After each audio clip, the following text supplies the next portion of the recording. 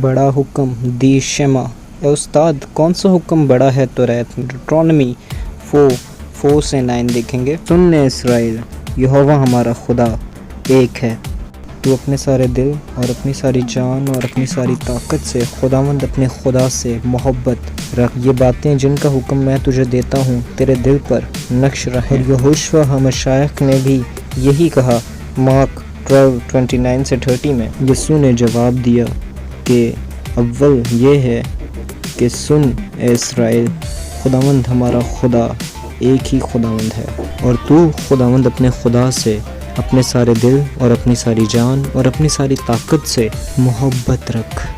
पहला लफ्ज़ जो इस वर्स के अंदर पाया जाता है वो है हेयर, सुन, यानी कि इब्रानी में कहा जाता है जैसे शिमा।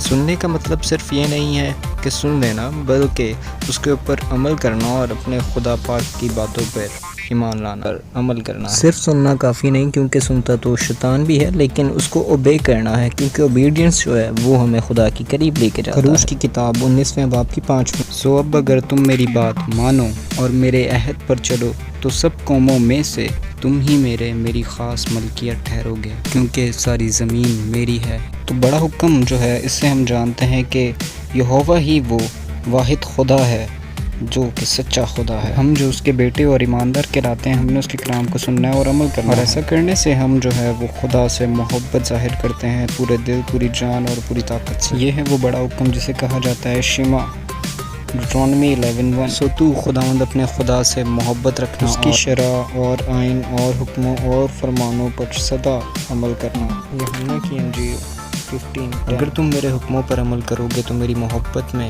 कायम रहोगे, जैसे मैंने अपने बाप के हुक्मों पर अमल किया है और उसकी मोहब्बत में कायम हूँ। आमीन।